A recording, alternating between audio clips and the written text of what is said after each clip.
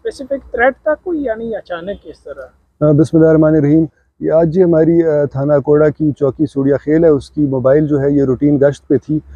गश्त के दौरान जो है ये मोबाइल अंडर अटैक आई है और इसमें जो है हमारे 3 पुलिस एहलकार जो हैं वो शहीद हुए हैं। इनमें से एक हेड कांस्टेबल थे मंजूर और 2 साथ कांस्टेबल्स थे जो शहीद हुए हैं।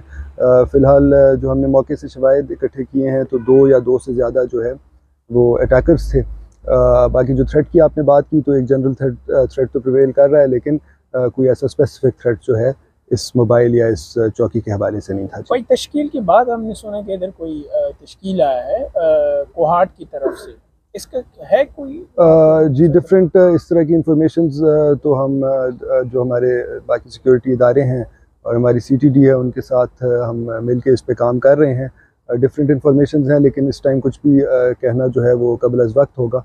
इंशाल्लाह इस पे हम काम कर रहे हैं और बहुत जल्द हम इसको ट्रेस भी करेंगे और ये जो मुजरिमान हैं इनको कैफ़रे किरदार तक पहुँचाएँगे। जिम्मेदारी कबूल की? जी अभी कुछ सोशल मीडिया पे मुझे कोई बता रहा था, लेकिन अभी इस टाइम कंफर्म इस बारे में मैं नहीं बता सकता।